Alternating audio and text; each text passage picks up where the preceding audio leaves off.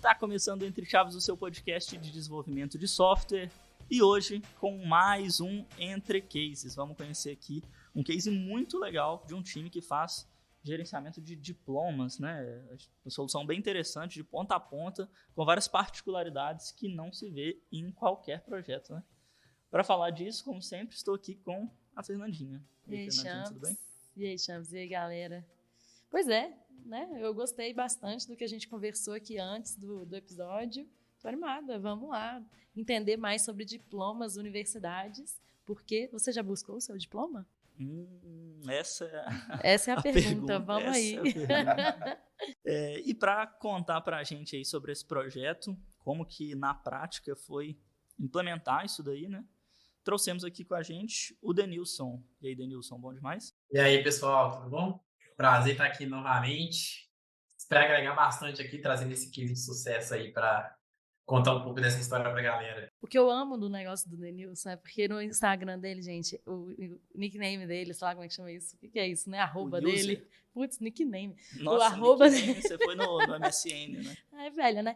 O arroba dele é Denilson, né? Então, Denilson. Eu amo. TikToker, né? Você não esqueceu. Você esqueceu de falar que você é TikToker também, né? Sou Instagramer e TikToker nas horas vagas. Exato. É isso aí. E para conversar com a gente, também estamos aí com o Renan. E aí, Renan? Muito prazer, galera. Eu sou o Renan, o terror dos POs, e o que nas horas vagas é o que dá tranquilidade para o Denilson fazer o TikTok dele. É isso. Eu que dou suporte. Então, pra gente começar a conhecer, fique até o final, que no final vai ter dancinha aqui. Nós quatro. Ao vivo. Bom, então, como sempre, nos episódios de case aqui, quem pode dar pra gente um contexto inicial aí de qual é o problema que vocês vieram resolver com esse projeto, quais as stacks que vocês utilizam? Conta aí pra gente. Opa, então, esse projeto do Diploma Digital, ele veio a partir de uma portaria vinda do Ministério da Educação e da Cultura. Só explicando o que é uma portaria também, é tipo um documento que a instituição pública posta num site ou num lugar onde tem algumas regras e definições que devem ser cumpridas de leis e regulamentos. Então, no ano de 2019, o MEC ele publicou essa portaria que regulamentava o registro e a emissão de diploma digital pelas instituições de ensino superior. Então, esse era um problema que surgiu para todas as instituições. E no caso desse cliente nosso aí, a gente deveria solucionar esse caso criando um sistema, um produto que recebesse algumas informações dos alunos, fizesse a gestão e, consequentemente, emitisse esse diploma de forma que a gente tivesse esses arquivos que estivessem de acordo com a regulamentação do MEC e também fizéssemos a entrega desse documento para o aluno no final do curso também. Então, basicamente é isso. É um produto onde a gente faz a gestão e a emissão e disponibilização para o aluno no final da jornada.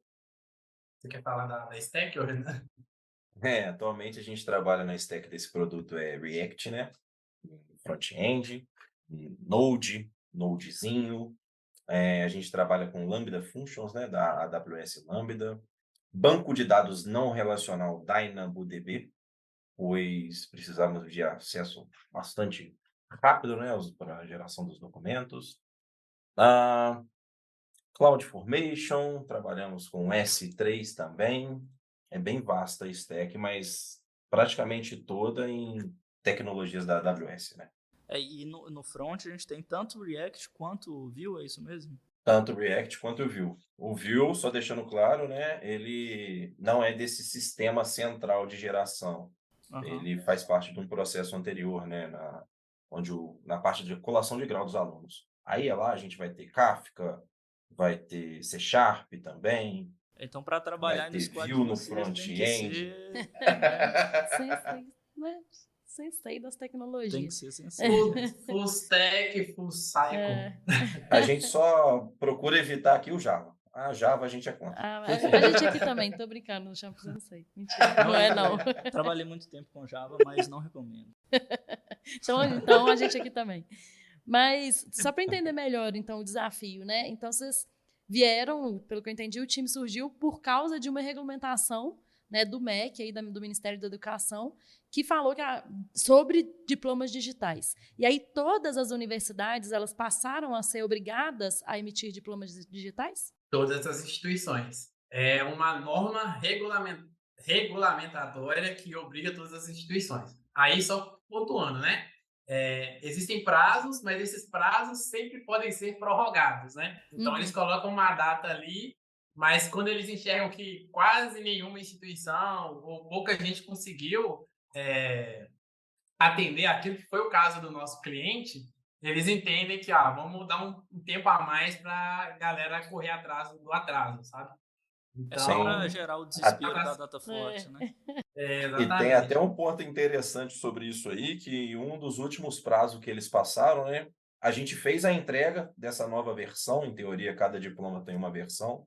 A gente fez a entrega, mas nem o site do MEC estava pronto para validar os nossos diplomas. Então, esse produto ainda está em evolução. Vocês ainda estão fazendo entregas para essa demanda regulatória? Ou não, isso já acabou? Então, ainda está em evolução e a qualquer momento sempre pode sair uma nova normativa, né? Que o próprio MEC, em relação ao diploma digital, tá evoluindo, está aprendendo com os erros e vai evoluindo todo o XML que a gente fala, né? O esquema dos arquivos. Não, só complementando mesmo, que é um produto vivo. O MEC, eles sempre trazem coisas novas, tipo, às vezes até pontos que as pessoas que desenvolveram ali entenderam que não faz sentido, levam esses pontos para eles, então eles debatem muito sobre essas questões e trazem novas releases. É como se fosse um aplicativo mesmo, que tem bug lá, a galera reporta, e no decorrer dos tempos, assim, saem novas atualizações e melhorias, né? Isso é bem legal, né? Porque, como eu falei na introdução, eu mesma, sei lá quanto que eu busquei meu diploma, mas fiquei sem meu diploma por milhões de tempos, assim, né? Então, agora, ter a possibilidade de ter diplomas digitais me parece realmente ser uma dor né? Ser uma solução para uma dor real de muita gente aí que já formou, né? Eu formei há menos tempo, recebi meu diploma em 2 dias, digitalmente. Olha aí. Então, você buscou seu diploma, né? Na verdade, eu que não busquei. Não, ele formei que me há buscou, 500 né? anos, ele te buscou.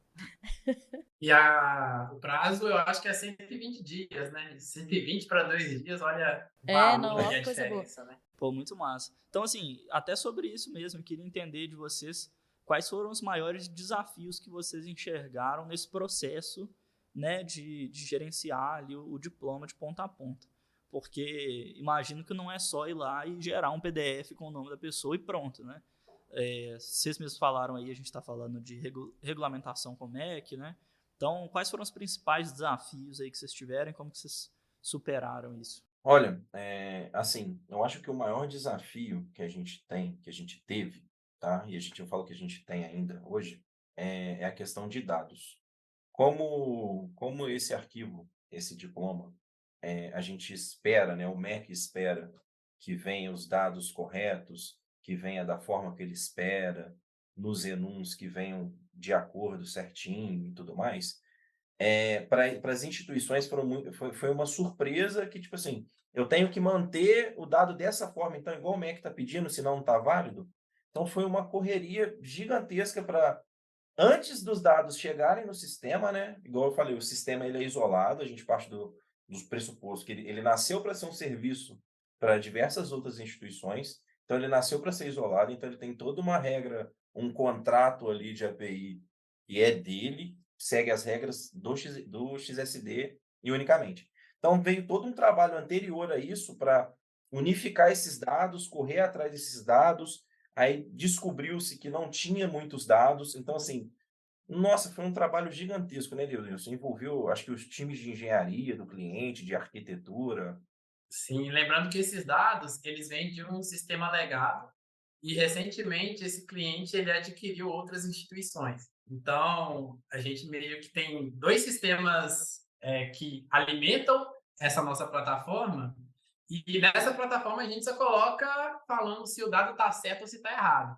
Em um caso de um desses 2 sistemas que alimentam essa plataforma, a gente trabalhava na integração das informações também. Então, tinha um meio de campo ali que a gente mesmo construiu para levar essas informações Então, teve até muita coisa que a gente reportava pro nosso cliente, de tipo assim, esse dado tá errado, mas algumas coisas a gente teve que ir adaptando nessa integração também para atender ao aluno ali, né? Porque existiam casos de alunos que ficavam dias, semanas ali sem serem atendidos porque simplesmente o dado não estava certo no sistema. Então, a gente tinha esse trabalho de sentar com o cliente, entender o que a gente pode fazer para contornar aqui, enquanto você não faz essa tratativa do dado, sabe? Então, era diariamente negociando ali para encontrar uma solução que atendesse os dois lados, né? Tanto para quem está Até desenvolvendo.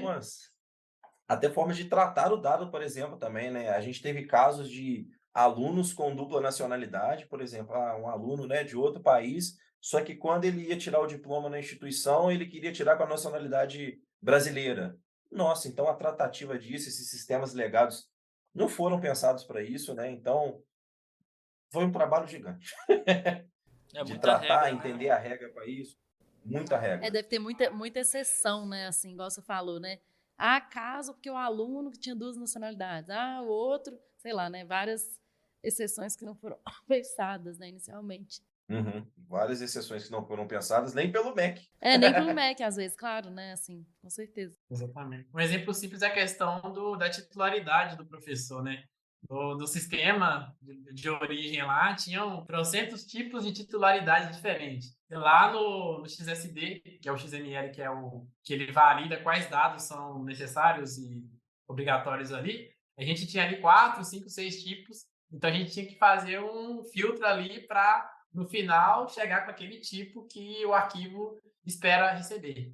Entendi. Então, assim, né, vocês estão falando que, bom, no início do processo, então, pensando num processo de geração desse diploma, um dos primeiros desafios foi o dado ainda não estava certo o suficiente, ou a gente não tinha dados suficientes, ou eles não estavam corretos, ou eles não tinham, eles tinham peculiaridades que não haviam sido pensadas antes. Então, esse é um dos problemas. Aí, eu imagino que deve ter alguns outros também relacionados assim, a partir do momento que eu tenho o dado, eu agora consigo emitir esse documento, mas como falar que esse documento é real, né? É válido, sei lá. É autêntico. Autêntico, isso. Tá. Então, dentro vamos falar assim, do fluxo de emissão aqui do sistema, a gente faz a integração com alguns parceiros, tá? Então, assim, a gente gera toda a documentação, a gente disponibiliza em um dos parceiros, que é um portal para assinaturas digitais. Aí, os reitores, secretários acadêmicos, todas as pessoas ali, né, necessárias para a validação daquele diploma, são notificadas, eles fazem a assinatura digitalmente e a gente recebe esse conteúdo assinado de novo dentro do sistema, e assim o fluxo segue para cada um dos documentos, né? Porque, não sei se vocês sabem, mas, por exemplo, não é só um diploma digital.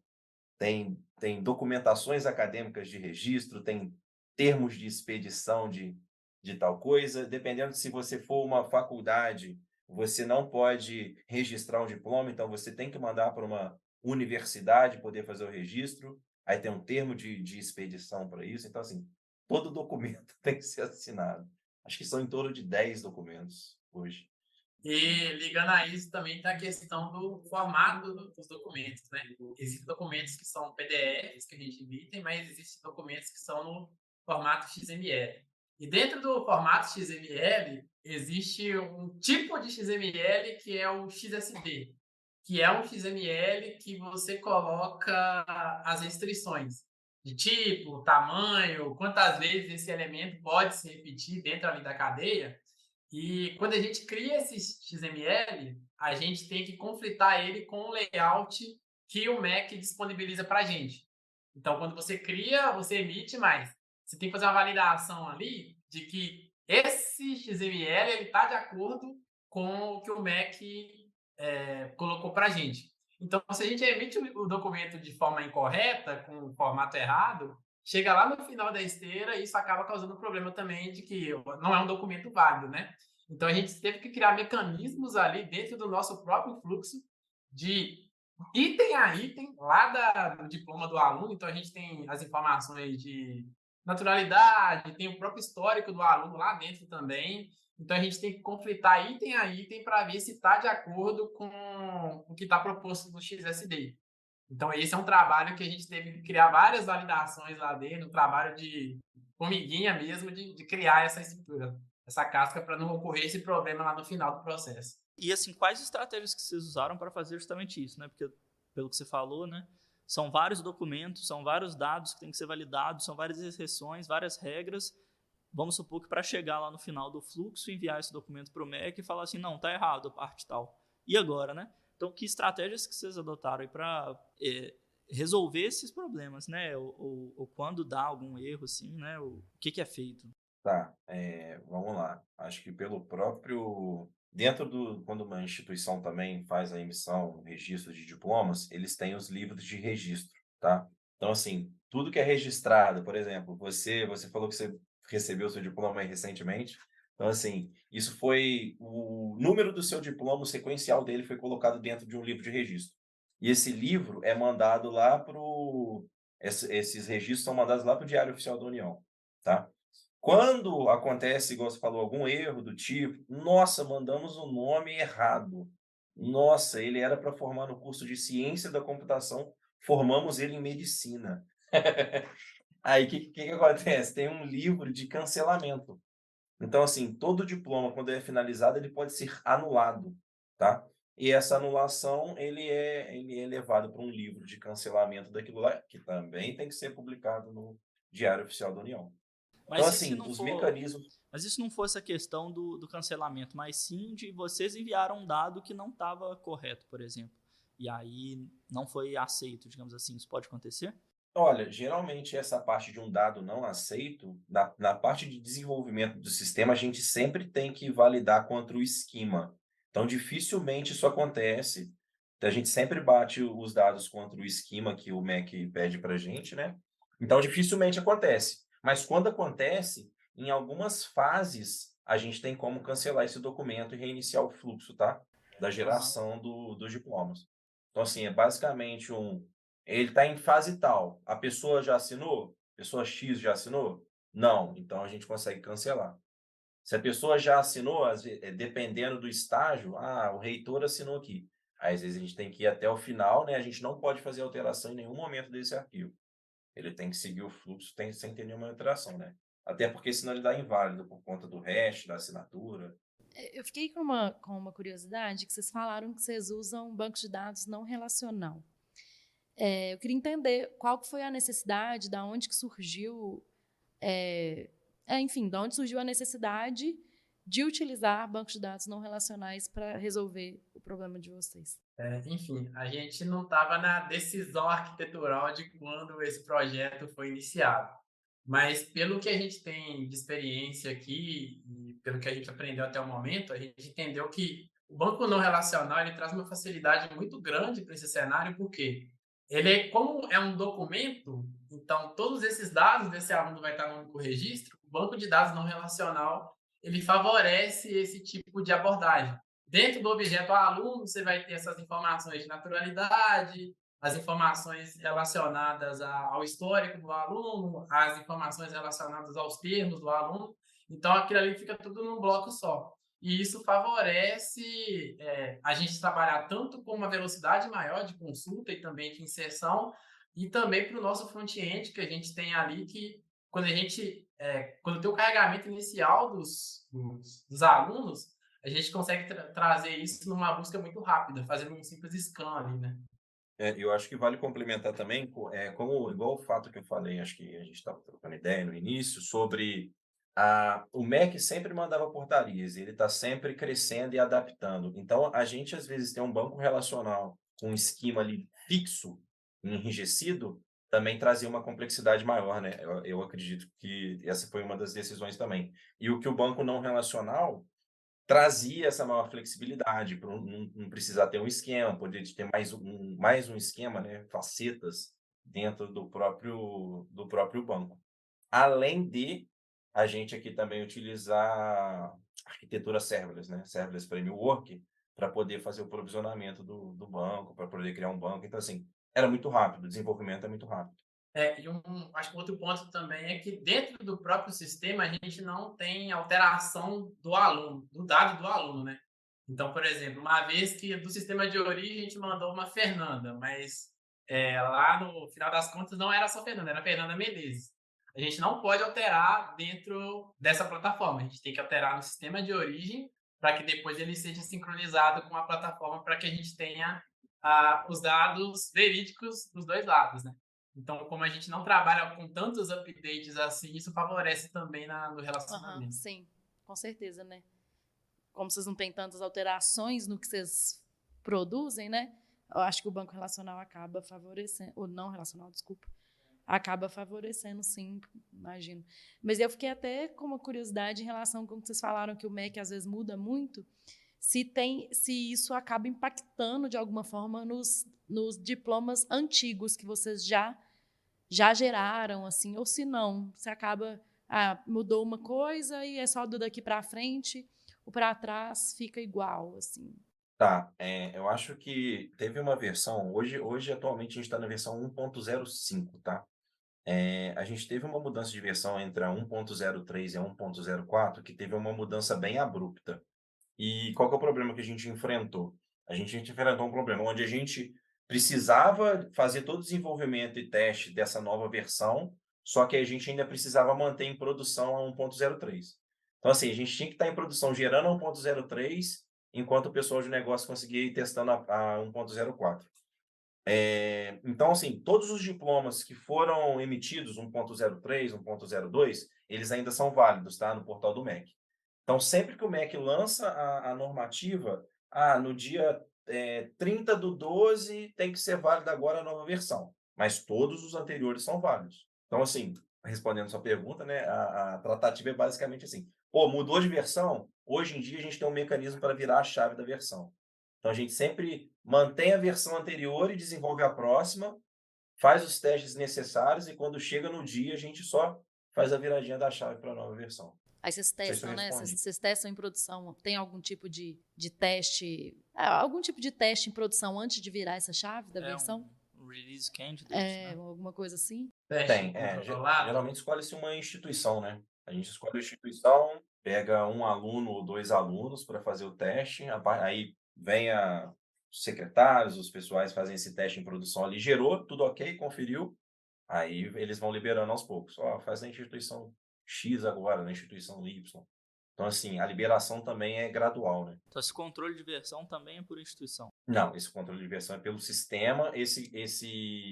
Essa controle de versão por instituição é muito dos operadores, tá? Então, assim, atualmente é uma regra dos operadores. Hoje em dia já não tem, não. Hoje em dia, quando a gente geralmente libera, como eles já têm muita confiança no sistema, essa liberação já é mais automática, bem direta. Antigamente que tinha esse controle deles ali, porque estava se adquirindo confiança, né, no sistema. Aham. Não, legal. Eu queria saber de uma outra coisa também, que vocês falaram que tem várias etapas sequenciais assim do processo, né?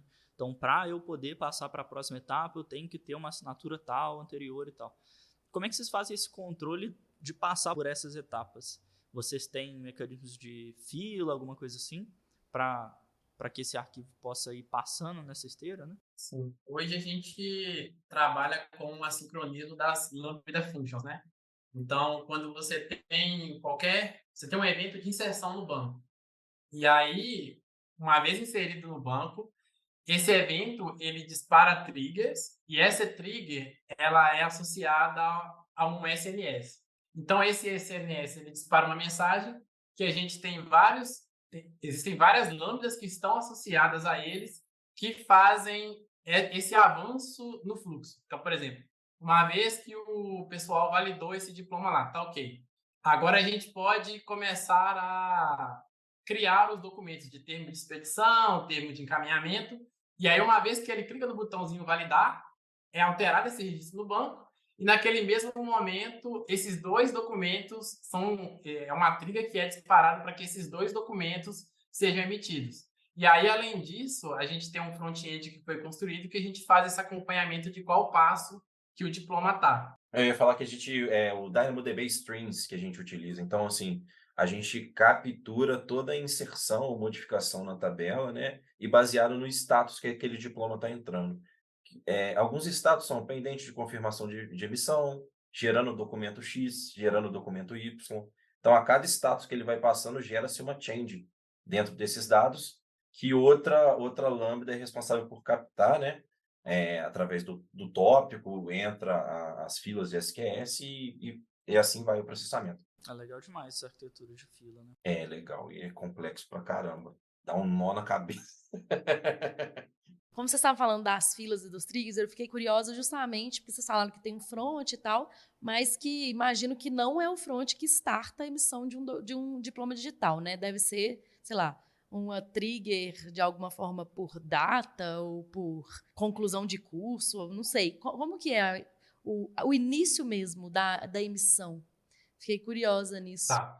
Recentemente, a gente até desenvolveu um novo fluxo utilizando o Kafka, que o aluno, ele lá no sitezinho de gestão acadêmica dele lá, ele assiste um vídeo de colação e depois que ele assiste esse vídeo de colação, ele clica no botãozinho confirmando que ele assistiu esse vídeo e que aceita os termos regidos pelo cliente. E quando ele clica nesse botãozinho, ele ativa um fluxo de colação, que é o quê? O aluno, ele aceitou a colação, então a gente é disparada uma mensagem que é lida por um consumidor nosso, que entende que o aluno ele quer fazer a colação, a gente faz esse registro de colação numa tabela nossa que envolve o banco Postgres, que está apartado desse sistema, e uma vez registrado, existe um job que faz esse consumo, verifica que a colação, que o aluno aceitou a colação, e aí starta esse fluxo, pega esses dados e envia para essa plataforma. E ali, uma vez que esse aluno está nessa plataforma, aí o operador ele entra lá e começa o processo de validação dos dados para iniciar, de fato, a emissão do diploma. Ah, entendi. Mas antes desse fluxo aí que você falou que é recente, como que era? O pessoal entrava num outro sistema, né, numa telinha, basicamente selecionava o curso e o sistema validava os alunos que estavam aptos para colação, né, se tinham concluído, se tinham sido aprovados em todas as disciplinas, exibia a relação, a pessoa baixava um Excel e lá no dia da colação de grau na instituição mesmo ela conferia quem foi. Depois vinha no sistema entendi. e vinha, ó, fulano de tal veio, pessoa tal veio. Aí fazia-se o fluxo de colação e ia para o sistema. E esse processo que o Renan falou foi desenvolvido pela nossa própria squad lá no inicinho. Então, lá no inicinho, a gente teve esse desafio que era da colação, que era tudo feito num sistema legado e o pessoal não tinha essa agilidade, que não era tanta, mas nem tinha isso ainda. E a gente já entregou um valor para eles naquela época. Já foi uma evolução, né? Pelo que eu estou entendendo antes, era alguém que tinha que ir lá e falar assim, ó, fulano, ciclano e beltrano formaram, né? Assistiram a colação, emite diploma. E agora está um pouco mais automatizado, né? O trigger é um pouco mais automatizado, né? Uhum. A gente fala do início do fluxo aí, né? E eu tô com uma curiosidade em relação ao final, né? A gente tinha falado da autenticidade e tal. Como é que funciona para garantir que, assim, realmente deu certo, fechou, geramos um diploma ali, ele é válido pelo MEC e deu certo o resultado final. Para vocês mandarem isso para o MEC, por exemplo, vocês têm algum tipo de autorização particular, né, de vocês, alguma chave, assim, que habilita vocês a fazer esse envio para lá? Ou como é que é feito esse processo de validação, sabe, ou de segurança, né? Para que eu não entre lá no meu computador e envie lá uma requisição para o MEC e me forme, né? Uhum. Hoje, basicamente, então, o MEC não existe uma API do MEC, tá? Onde a gente faça uma validação ou envie esse diploma para ele. O diploma, em teoria, é mantido pela instituição.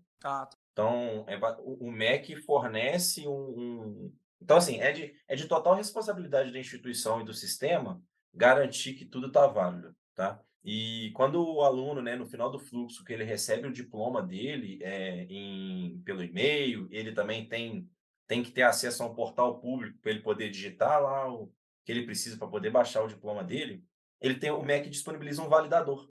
Então, o aluno pode pegar o documento dele e ir lá no validador e falar, ó, meu diploma está certo. Ou então, ó, meu diploma está com problema aqui. Aí, instituição. Ele manda o próprio arquivo do diploma? É um arquivo específico que é do aluno. O diploma ele tem um arquivo do aluno, tem um arquivo que é para a instituição. O aluno recebe o arquivo específico dele, que é um XML. Ele recebe o RVDD, né, que a gente chama de representação visual do diploma digital, e recebe um XML também. Que aí é o arquivo mesmo. E então o MEC não armazena esses dados, né, mas ele pode validar. E assim, estou meio maldoso aqui, né, mas e se eu quiser pegar essas regras aí, ver lá as regras do MEC, né, e criar um arquivo meu aqui que atenda essas regras? Se eu mandar lá para o validador, tá ok? Eu tenho um diploma reconhecido pelo MEC, digamos assim? Aí que entra a questão das assinaturas digitais, né? Você tem que ter pessoas que assinaram ali no primeiro momento aqueles termos, aquele XML. Então, o XML tem que estar assinado digitalmente por alguém. Então, o cara vai ter que criar as assinaturas. O cara vai ter que criar os... né? Exatamente. Então, ele vai ter que criar uma instituição, vai ter que mandar, vai arrumar algum jeito de mandar até para o próprio Diário Oficial da União, né? Porque o diploma tem que estar lá, né? Tem observação que para mandar no Diário Oficial da União, você tem que pagar uma taxa, tem que ser uma instituição credenciada também. Então meu plano, seu plano de segunda graduação aqui não vai dar medicina, certo. Não vai dar certo. Então é isso, pessoal. A conversa foi muito bacana. Deu para conhecer muito aí de várias estratégias, né, que foram usadas nessa solução complexa, genérica, né, necessidades de segurança, de agilidade, enfim, de adequação, né, auditoria. Então foi muito legal conhecer um pouco mais desse time aí na prática. Obrigado, Denilson, obrigado, Renan, e obrigado, Fernandinho. É isso aí. Até a próxima. Fiquei com inveja de que meu diploma não foi emitido digitalmente, mas é isso aí. Talvez na próxima faculdade. Então tá, galera, valeu. Tchau. Muito obrigado, gente. Valeu, gente. Tchau, tchau.